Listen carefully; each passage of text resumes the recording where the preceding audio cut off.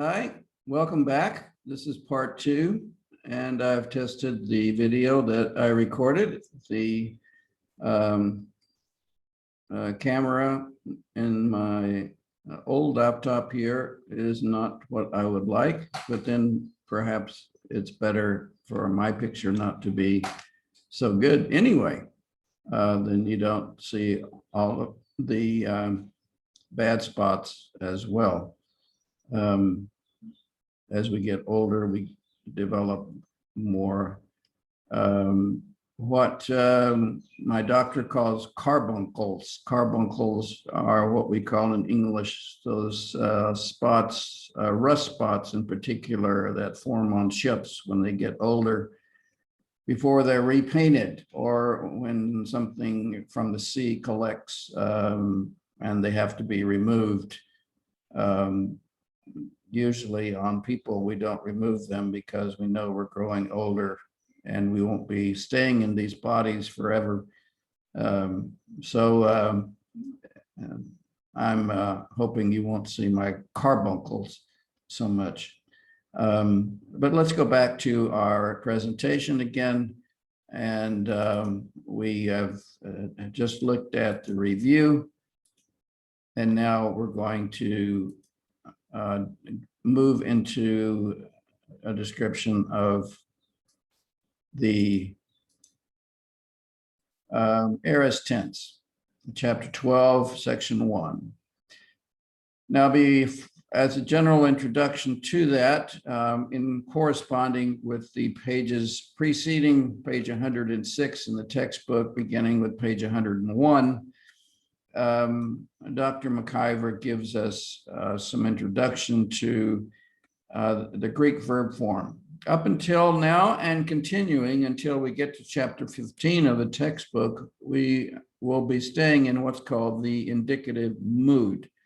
There are different moods in verb forms in most languages.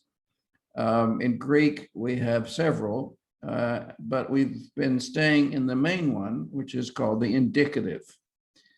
The indicative, we use this word also in English. It is, it's the mood in which we make statements or ask questions. It's the mood in which basically we communicate information without any say conditionality or without any commands, which would be an imperative mood. In chapter 15, we will come to the infinitive, and then in chapter 16, the subjunctive. I think we used to call the subjunctive in English the conjunctive. We may have changed to the subjunctive. It's been a while since I studied English grammar. A very long while. So I'm not sure of the terms that are used now in English grammar. Probably different in each country that uses English anyway. We have been using the present tense in the indicative mode. In fact, we're going to have a second tense now, which will open up a lot more translation possibilities for us. In addition, though, to staying in for the time being in the indicative mode, we need to mention that we have three kinds of tenses in Koine Greek, in the Greek of the New Testament. And I'm going to do a very great generality that some Greek teachers would not like me doing because I'm generalizing so much, but I want to call these three kinds: video kind, the photo kind, and the photo album kind. And what I mean by video kind is that the action is ongoing. And sometimes it is so much so that we seem to be drawn into the story, or at least we are inside watching the story happen. It's more of a continuous action type of translation. And you'll notice that I have the present tense, I am becoming, genomai, which we can also translate I become with the simple present, but I'm using the present progressive to get across the idea of the video. there's another tense called the imperfect, which we could have learned now. It's in chapter 22 of our textbook. And he gives the option for learning it first before the aorist tense, but I'm going to leave it where it is. It's actually very easy to learn, and by the time we'll have some imperfect forms that we'll run into, by the time you get there, you will be able to do it in a snap, as we say. But the two tenses that are tend to be video, they tend to be ongoing, they tend to be progressive in their translation in English and their meaning. I am becoming, and I have to translate there was happening with egeneta. Notice that it's not egeneta, which you might remember from John 1, because that's aorist. That is a different stem that's changed. It's the same verb, it's just changed down here. But the imperfect uses the genomai stem and adds what we call an augment, and then the endings of the imperfect to form. There was happening. I can't say there, he, she, it was becoming. It just doesn't translate into good English. So I'm using egeneta, and it's another large scale meaning. This verb is very big in its possible translations. It can mean many things in Greek, and the context will help us with that, as it does with almost any word, especially verb forms. Then there's what I call the photo tense, and these are tenses that tend to, notice I say tend to because there are so many exceptions, tend to summarize the action. And one of those is the aorist. And in the indicative mood, and that's important, and I'll say it many times, in the indicative mood, the aorist tense will be past tense for English. It happened. Egeneta.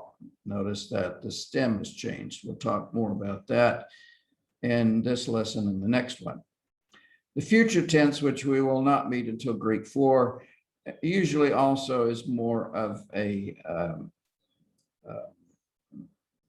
photo tense, in that it is describing the action as summarizing it. Let's put it that way, summarizing the action. Whereas here we're sort of seeing the action happen. Here we're summarizing the action, and you can understand that the aorist tense in the indicative, which is past tense, and which we translate past usually, is the very dominant one in this photo idea. And for those who would like to know, what I'm actually describing is what we call in Greek kind of action, verbal action. There's a German word, Aktionsart, that was coined, that was used because Germans are very good learners of Greek. German theologians tend to be very thorough and learn their languages very well, Greek and Hebrew and Latin, for the church fathers. And so their terms tend to be, can be dominating.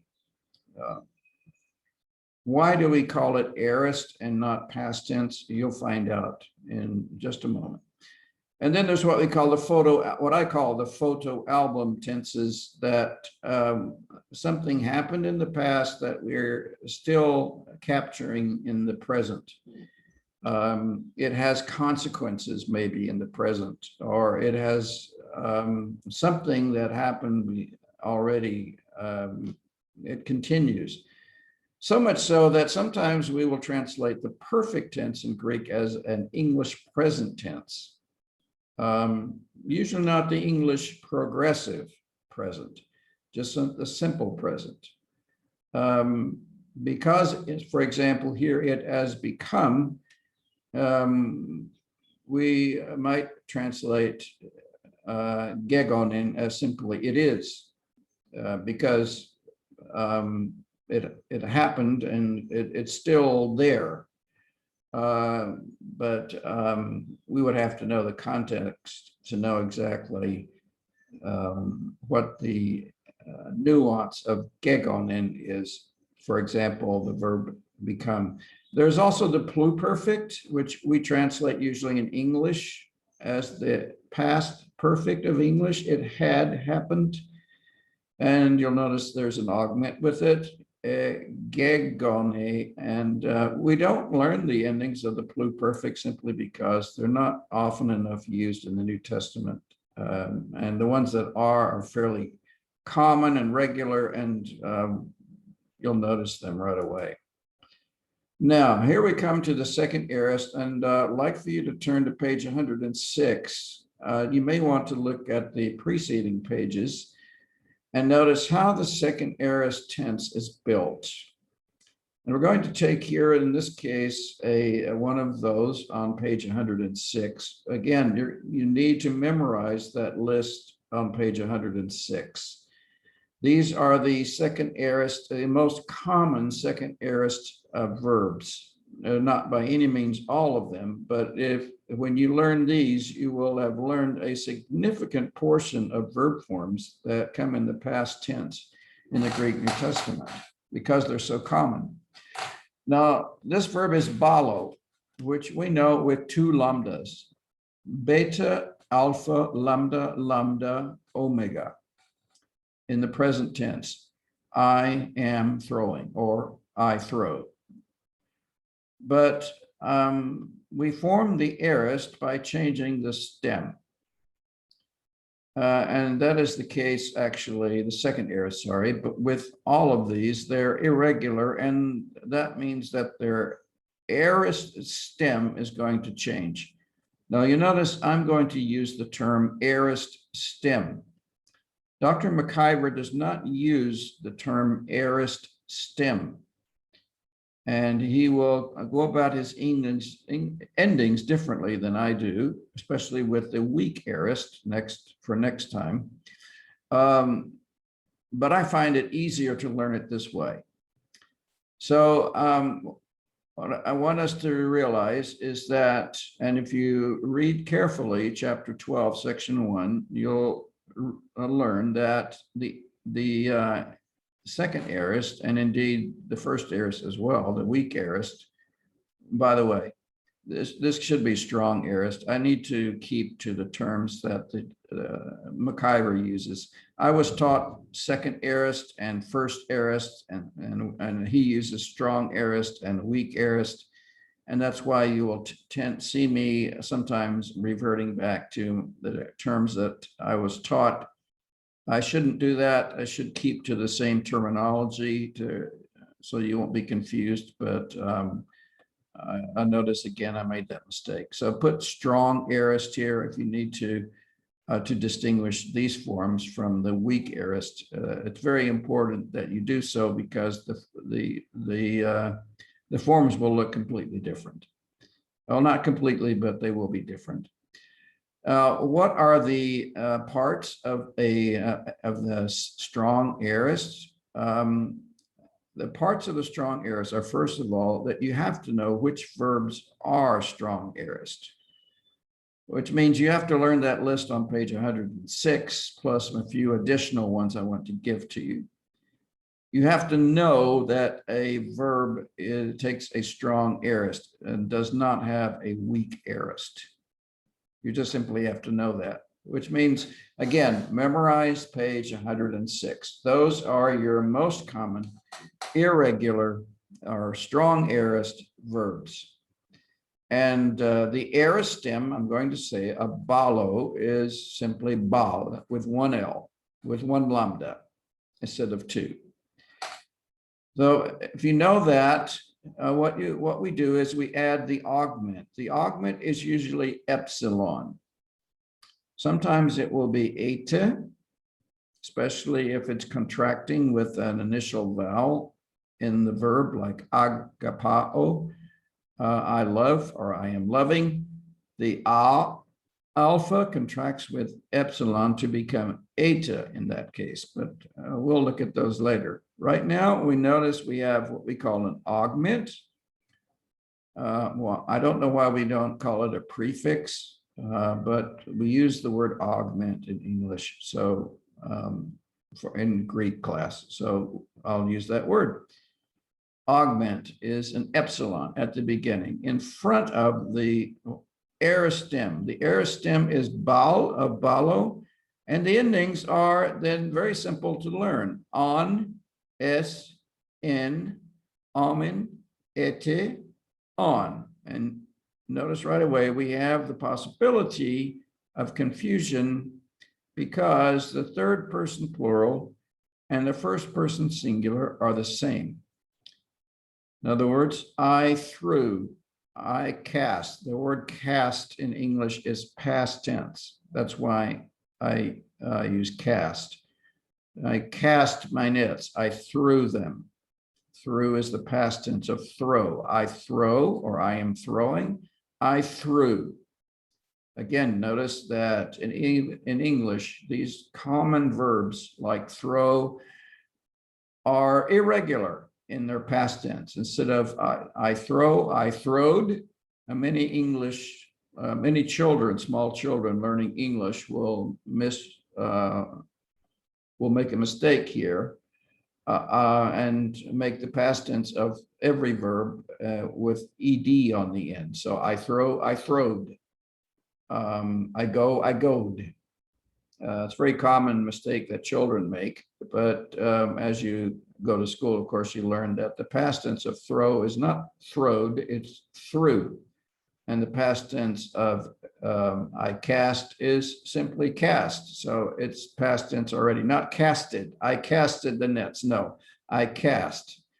And cast can be present or can be past tense, and you simply have to know the context to know, is it, when did it happen? The thing that's important, the thing to remember, what makes a verb in the indicative mode past tense, and that is the augment. Not the fact that it's aorist, and that's why we call it the aorist tense. Now, I can't quite remember why the word aorist, but I do know this, that we don't say past tense, we say aorist tense, because the aorist tense will not always be past tense. Again, the action in Greek, to go back to the previous slide, the action in Greek, the axioms are, to use the German word, the kind of action in Greek is more important for them than the time when it happened. That's just an oversimplified statement, but Dr. Campbell will probably explain things. I'll use a few of his videos in a different way, but the time is not so important. The time is expressed by the indicative mode plus the augment. So an aorist tense actually can be present, especially simple present. And we'll see how that works when we get especially to chapters 15 and 16 this semester. But for right now, how do you form the second aorist? You have to know, first of all, that those verbs that do take the second aorist, and if they do take the second aorist, they almost always will not have a first aorist form. Almost always.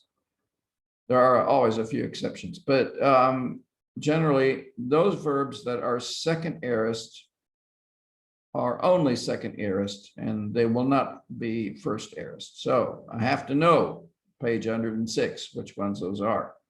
And I have to know their stem.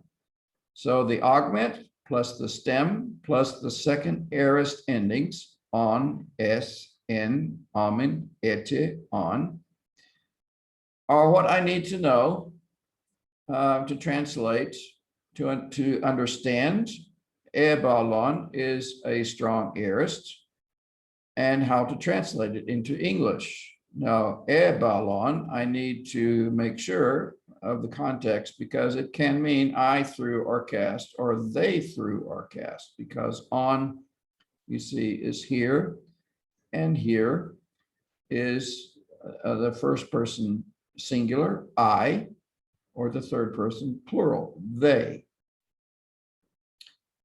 I want to say that the augment throws the verb into past time. It follows.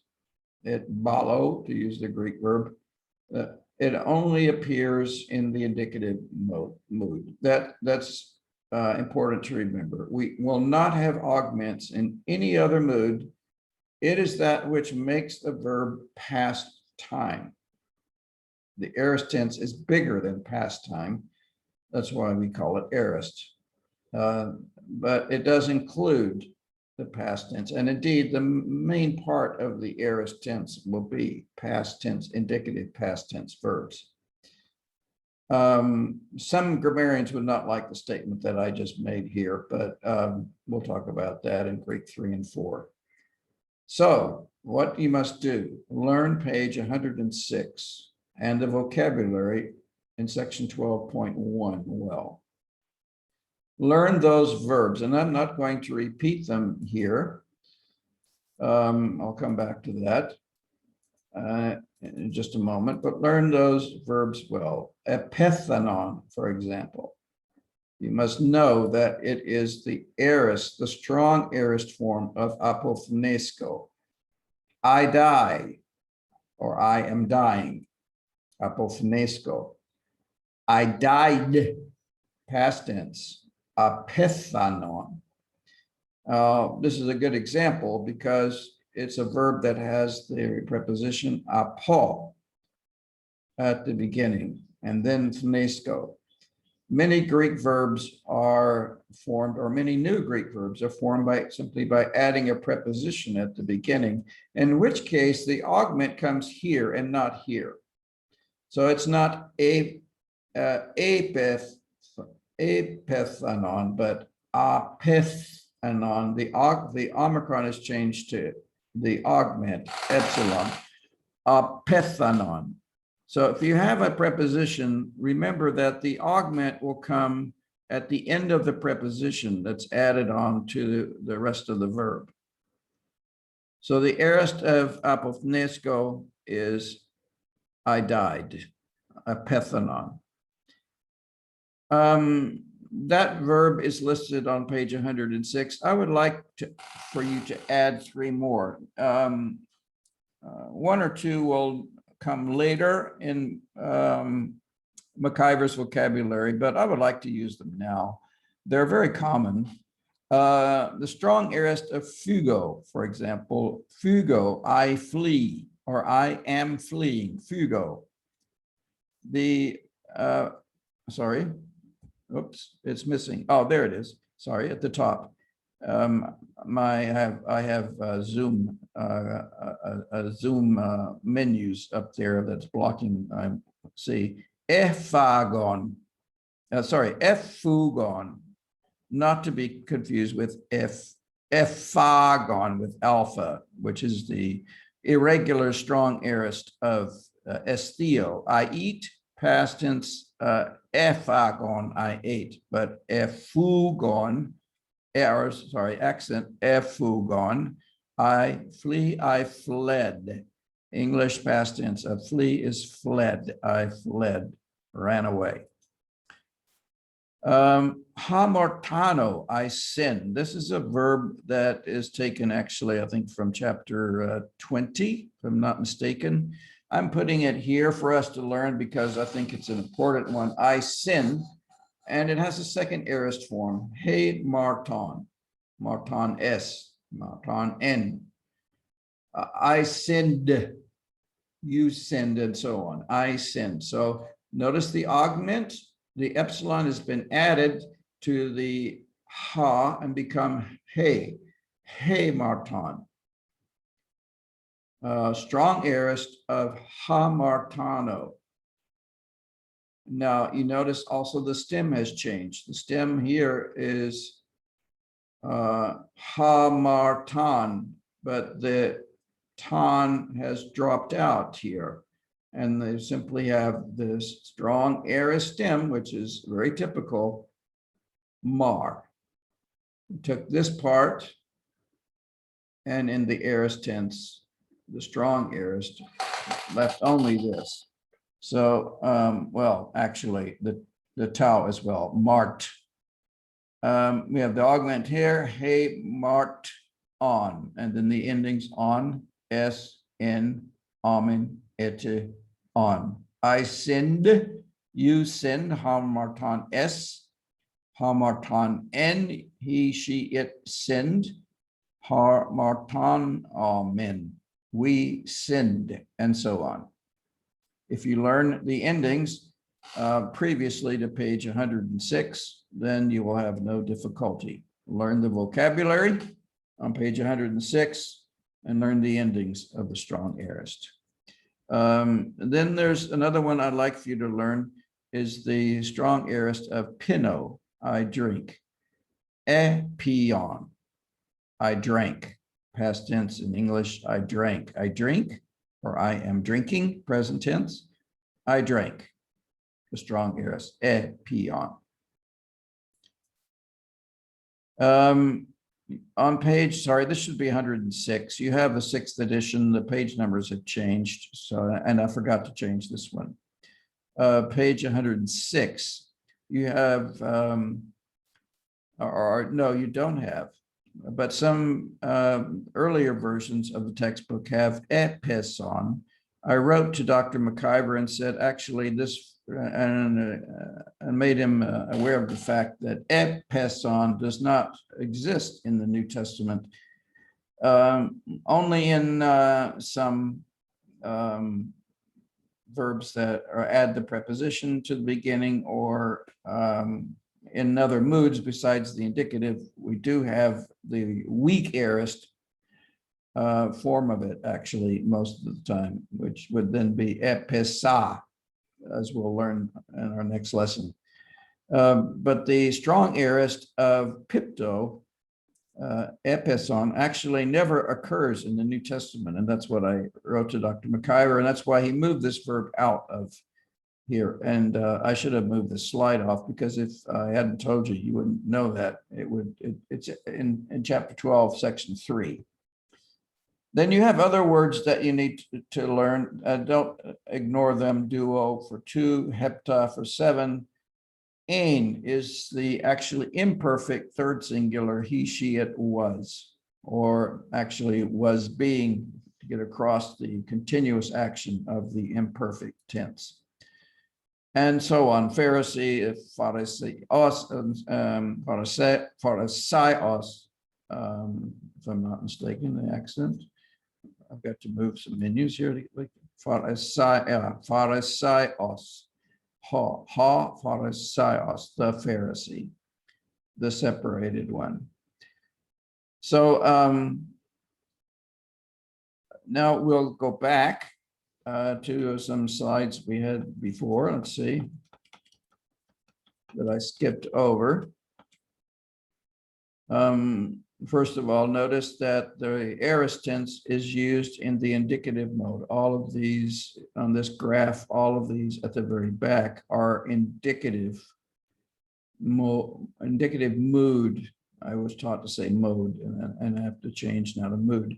Indicative mood verb forms. In the New Testament, there are actually more aorist forms, nearly 6,000 of them, than there are present tense. But by all means, you can see that the present and aorist indicative have the most forms in the New Testament. Now, that doesn't mean that the imperfect and the perfect are any less significant. And in fact, it makes them even more significant because they're more rare. And when a writer uses those tenses, he really is doing it intentionally, but he's also doing it intentionally here. We just need to notice, and I want to point out how common the aorist tense is. Again, how do we form the strong aorist?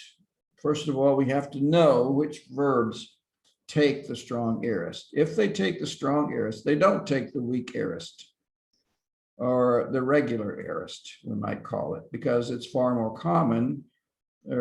Most verbs take some form of the weak aorist, but the page 106, we need to know those. So that's where we're starting with. We're starting with a strong aorist.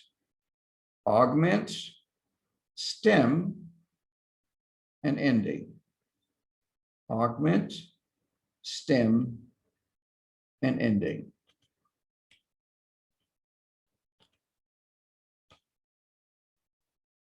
Oh, I'm pressing the wrong button. That's why I'm not getting where I want to go. Okay. So, for example, if you pay attention to those verbs on, let's get again, on page 106, then you will learn that erchomai is ta he'eron. I am going into the temple. Not coming, that would be have to be apo. And then we would have to have tu he'eru in the genitive, wouldn't we? Because apo takes the genitive, but ace takes the accusative. And the accusative of heron, because it's neuter, is the same as the nominative. I am going into the temple. Now, past tense, I went into the temple, takes the form, the aorist, strong aorist of erchomai, elphon. I went into the temple. I go into the temple. Elphon, I went into the temple. Or it might be they went into the table, because remember, on can be also third person plural, they. Except here, because this is first person, erchomai, it's not erchusin, it's not third person plural here. So I'm assuming that it's also the same as omai, first person. I go, I went. Same thing here, horo. I am seeing the child, ta teknon. Edon, I saw the child. You see why we just have to memorize these strong aorist forms, because they're so very different from the present tense. They're irregular, and they're what we call strong aorist. Haro, I see, or I am seeing the child. Edon, I saw the child. Let's take this one. Ha anthropos apothneske. The man is dying. Perhaps he's in the process of dying. That would normally be the sense of the present tense, the nuance, we might say, of the present tense. I am dying, or simple present, I die. But ho anthropos, no, sorry, it's not I, it's the man. The man is dying. Ho anthropos apethamen. Notice the third person singular ending, not on this time, but in, on, es, in. Ho anthropos apethanen. The man died, past tense, because we have the augment here, and we have the strong aorist stem of apothnesko.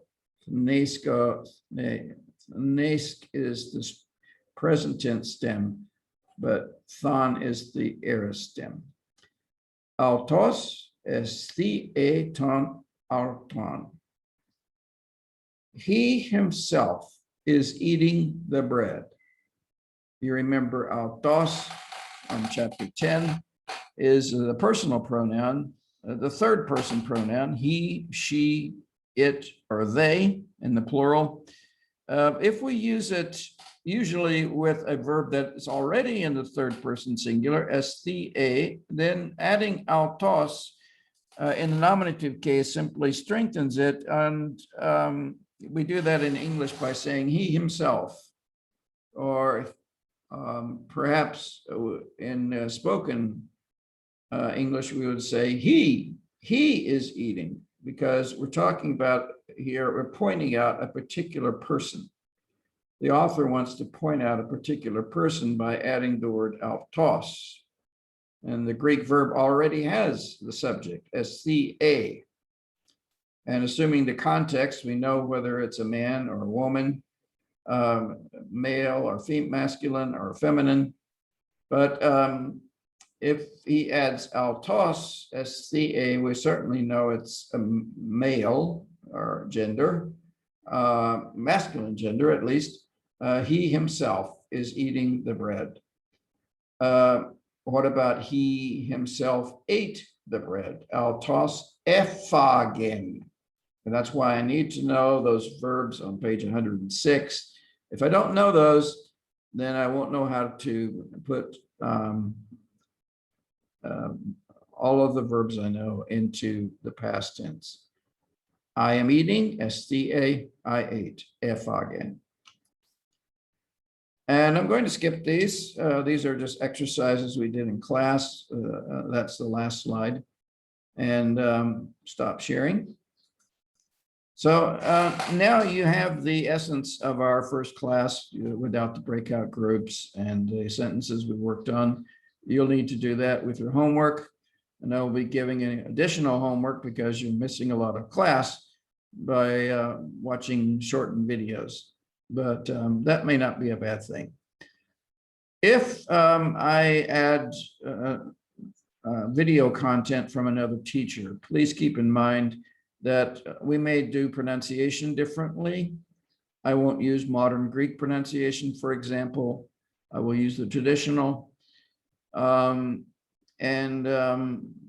things, Dr. Campbell, for example, may say a little differently because he's introducing his material much more quickly than we do at FC College in our Greek classes. But I think that's good for you to slow things down a bit. All right, this is part B, and we end here, and you should have done your homework. Homework number 1, which is due this coming Saturday, the 20th of March by midnight. And have a good time with that. Bye-bye.